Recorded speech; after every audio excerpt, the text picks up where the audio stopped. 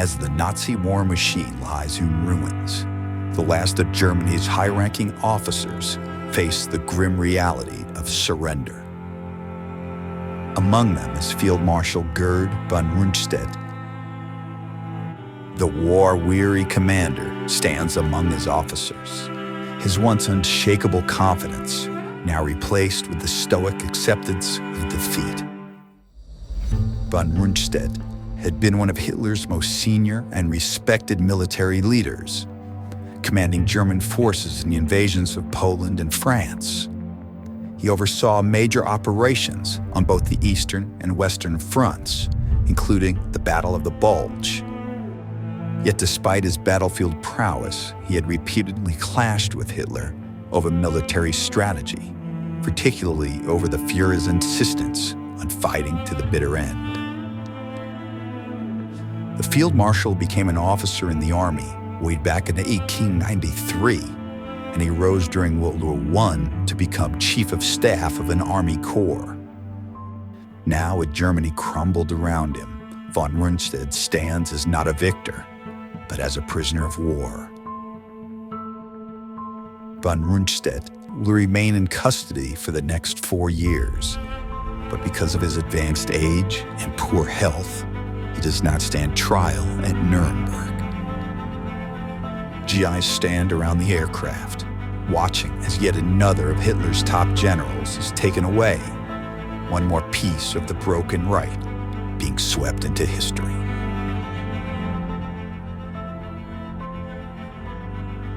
The war has reduced Nazi Germany to ruins. The extent of the destruction is staggering. A low-flying camera plane surveys Berlin from above, revealing entire districts turned to rubble. The once mighty capital envisioned by Hitler as the grand imperial city now lays in ashes. Berlin, once home to 4.3 million people, has endured relentless bombing raids from the Royal Air Force and the United States Army Air Forces.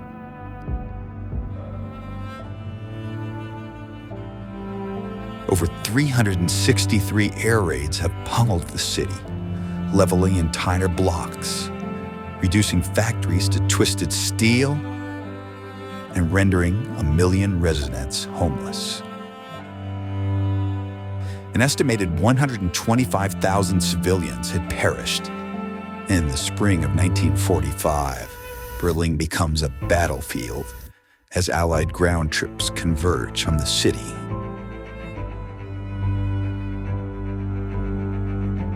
The destruction extends far beyond Berlin. Cities like Hamburg, Dresden, and Cologne have been devastated by firebombing campaigns that killed tens of thousands. In Dresden alone, an estimated 25,000 perished in a single night of fire and fury.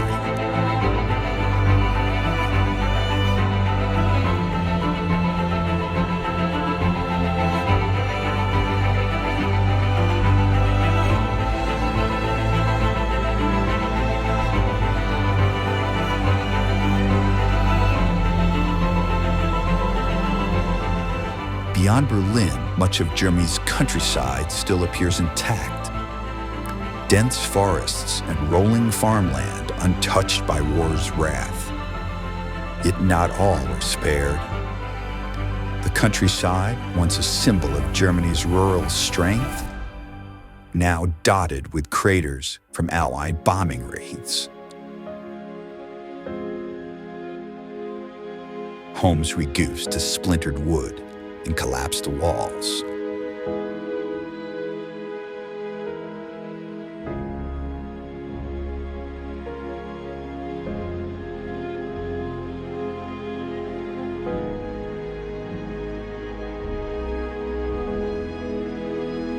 In the ruined streets of Berlin, civilians move through a landscape of destruction.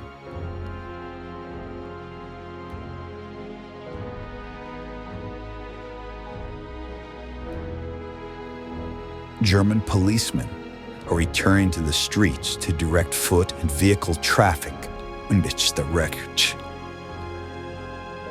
When the Russians entered Berlin, they initially disbanded what remained of the German police force. But with the city in chaos, they quickly began re-establishing the local police, selecting officers who are not known Nazi loyalists. A long line of German police march by, no longer in service to the Reich, but are assisting the occupation authorities, trying to restore some semblance of control.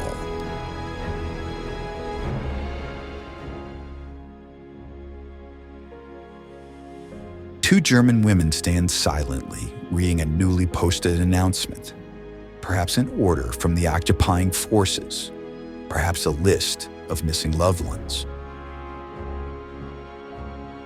The same women, their expressions hardened by loss and uncertainty, scan the words, seeking news in a city of silence.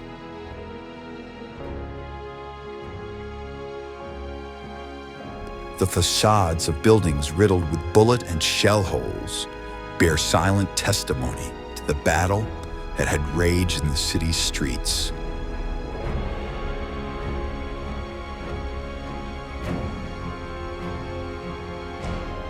For civilians, survival is a daily battle. Hunger and disease run rampant, with many surviving on as little as 800 calories a day. A horse-drawn cart passes through the frame, an image more fitting for the 19th century than the supposed height of Hitler's 1,000-year Reich.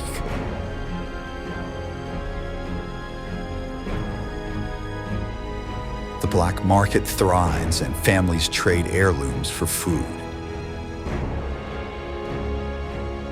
The Reich is no more, its leaders have fallen. But its people remain, left to face the consequences of a war they cannot escape.